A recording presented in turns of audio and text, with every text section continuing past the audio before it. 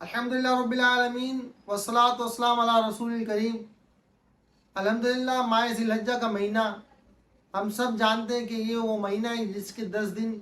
یکم ذی الحجہ سے لے کے 10 ذی الحجہ تک عبادات کے اعتبار سے بہت اہم ہے۔ فضیلت کے اعتبار سے سال بھر میں سب سے زیادہ یہ وہ ایام ہے جن میں عبادت کرنا فضیلت کا باعث ہے، اور خاص طور پہ قربانی جیسی عبادت جو کہ ہر مسلمان عاقل بالغ صاحب نصاب پر لازم ہے۔ تو ہم جانتے ہیں قربانی کے متعلق چند اہم مسائل۔ اس سے پہلے کہ ہم مسائل بیان کریں، گزارش ہے کہ اس ویڈیو کو زیادہ سے زیادہ آپ لائک بھی کریں، سبسکرائب بھی کریں اور دوسرے مسلمان بھائیوں تک پہنچائیں، تاکہ جن کے علم میں نہ ہو قربانی کے مسائل انہیں پتہ چلیں اور وہ اپنے فرائض سے بخوبی جو ہے انجام دہی حاصل کریں۔ قربانی ہر مسلمان عاقل بالغ مرد و عورت صاحب نصاب پر فرض ہے، یعنی کہ وہ مسلمان جو کہ عاقل و بالغ ہو، چاہے مرد ہو چاہے عورت ہو، اور صاحب نصاب ہو اور مقیم ہو، یعنی کہ اگر کسی ملک سے باہر، اپنے ملک سے اپنے گھر سے باہر گیا ہوا ہے اور کہیں سفر پر ہے تو اس پر قربانی واجب نہیں ہے۔ صاحب نصاب ہونا یعنی کہ جس کے اوپر زکوٰۃ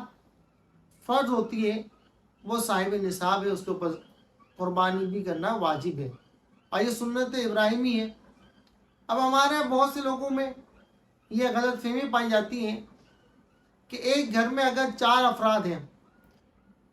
تو ایک سال قربانی جو ہے والد کے نام پر، ایک سال جو ہے بیٹے کے نام پر، ایک سال بیٹی کے نام پر، ایک سال بیوی کے نام پر۔ قربانی میں ایسا نہیں ہے، بلکہ دراصل مسئلہ یہ ہے کہ جس کے اوپر قربانی واجب ہو، یعنی جو صاحب نصاب ہو، قربانی اسی ہی کی طرف سے کی جائے گی۔ اور اگر ایک گھر میں ایک سے زائد افراد ہوں، مثال کے طور پر والد ہے، بیوی ہے، بچے ہیں، ایک گھر میں اگر 6 افراد ہیں، والد والدہ بہن بھائی، اب ان 6 میں سے اگر 4 افراد پر بھی قربانی واجب ہوتی ہے، یعنی کہ چاروں کے پاس اپنا اپنا نصاب موجود ہے، تو چاروں ہی پر اپنی اپنی قربانی کرنا واجب ہے۔ ایسا نہیں ہے کہ اگر گھر کے ایک فرد نے قربانی کر لی تو سب سے طرف قربانی ادا ہو جائے گی، بلکہ سب کو اپنی اپنی قربانی الگ ادا کرنا لازم ہے۔ اور یہ بھی ضروری نہیں ہے کہ آپ پوری گائے ہی قربان کریں، بلکہ اگر آپ ایک حصہ بھی لے لیتے ہیں تو اس سے بھی آپ کا واجب ادا ہو جائے گا۔ نمبر 2، ہمارے یہ غلط فہمی پائی جاتی ہے کہ ایک گائے میں جب حصہ ہم لیتے ہیں تو 2 آدمی مل کے ایک حصہ لے لیں، ایسا بھی ممکن نہیں، بلکہ مثال کے طور پر اگر ایک گائے میں 7 حصے ہیں تو ہر افراد کا، ہر شخص کا حصہ برابر سے تقسیم کیا جائے گا۔ ایسا نہیں کہ 2 آدمی مل کر کے ایک حصہ لے لیں، ورنہ پھر کسی کی قربانی نہ ہوگی۔ پھر اہم ترین مسئلہ یہ بھی ہے کہ اگر گائے میں 4 افراد نے یا 5 افراد نے یا 7 افراد نے حصہ لیا، اگر کسی ایک کی نیت حصول گوشت کی ہو، مثال کے طور پر اگر 5 افراد حصے دار ہیں اور ایک کی نیت یہ ہے کہ میں جو ہے وہ گوشت کے لیے قربانی کر رہا ہوں، جیسے بھائی عید میں جو ہے وہ گوشت مل جائے گا، تو پھر سب کی قربانی رائے گا جائے گی۔ لہذا ہر ایک کی نیت یہی ہونی چاہیے کہ اللہ کی رضا کے لیے قربانی کر رہا ہوں۔ پھر بعض لوگوں نے پوچھا کہ یہ مہنگا جانور لانا کیسا ہے؟ تو اگر نیت سچی ہو، اللہ رب العالمین کی بارگاہ میں اچھی سے اچھی قربانی پیش کرنے کا ارادہ ہو، جیسا کہ فرمایا ہے کہ قربانی کا جانور خوب فربا ہونا چاہیے، یعنی خوب تندرست، اچھا، خوبصورت اور صحت مند ہونا چاہیے، تو اس میں کوئی حرج نہیں ہے۔ آپ لاکھ روپے، 2 لاکھ روپے، 5 لاکھ روپے، 10 لاکھ روپے جتنا چاہیں جانور لے کے آئیں، مگر اگر نیت دکھاوے کی ہو، مقابلے کی ہو کہ میرا پڑوسی اتنے لاکھ کی گائے لایا، میں اس سے بڑھ کر لاؤں گا، میرا نام روشن ہوگا، میری واہ واہ ہوگی، تو پھر قربانی نہیں ہے، صرف دکھاوا ہے۔ اللہ رب العالمین ہمیں اس سے محفوظ رکھے۔ جانور میں گائے میں 7 حصے ہوں گے، بکرے میں ایک ہی حصہ ہوگا، یعنی کہ ایسا نہیں ہے کہ دو افراد مل کر کے ایک بکرا قربان کر لیں تو کسی کی بھی قربانی نہ ہوگی۔ اونٹ اونٹ میں جو ہے وہ بھی 7 ہی حصے ہوں گے۔ اب جانوروں کی عمر، اونٹ جو ہے کم از کم 5 سال سے چھوٹا نہ ہوگا، یعنی کہ 5 سال کا ہو یا اس سے بڑا عمر کا اونٹ ہو، اس کی قربانی ہو سکتی ہے۔ گائے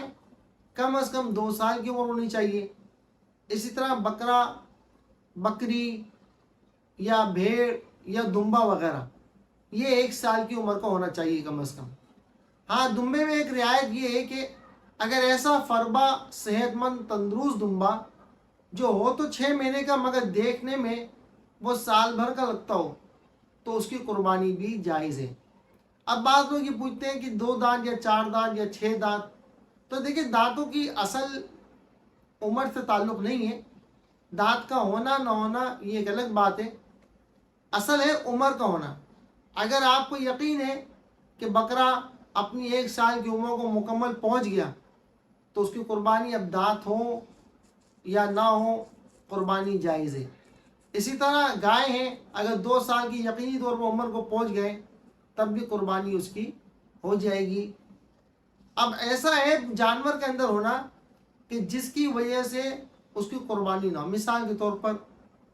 جو ہے وہ سینگ اگر جڑ سے ٹوٹ جائیں، سینگ تھے مگر اگر جڑ سے ٹوٹ گئے تو ایسے جانور کی قربانی نہ ہوگی۔ اسی طرح 1/3 سے زیادہ اس کی ناک یا کان کٹا ہوا ہو یا دم کٹی ہوئی ہو تو ان عیوب کی وجہ سے ایسے جانوروں کی قربانی نہ ہوگی۔ اور وہ جانور جو اتنا لاغر یعنی کہ اتنا کم وہ ہو، بیمار ہو یا زخمی ہو گیا ہو کہ جو قربان گاہ تک نہ جا سکے، یعنی کہ چلنے کے قابل نہ ہو، ایسے جانور کی بھی قربانی نہیں ہوگی۔ پھر قربانی کے متعلق پوچھا کہ حصے کی تقسیم۔ اب عام ترین مسئلہ یہ ہے کہ بہت سے لوگ جو 4 افراد یا 6 افراد حصہ لیتے ہیں اور حصے کی تقسیم کا مسئلہ آتا ہے تو ایک بات یاد رکھیں کہ حصے میں جو گائے کا گوشت ہے وہ برابر سے تقسیم ہوگا، کسی کو کم بڑھتی دینے سے لینے اور دینے والے دونوں اس میں گناہ گار ہوں گے، کیونکہ یہ وزنی چیز ہے، وزن سے تقسیم ہوتی ہے، لہٰذا برابر ناپ تول کے تقسیم کی جائے گی۔ ایسا بھی نہیں کوئی اپنی طرف سے کہہ دے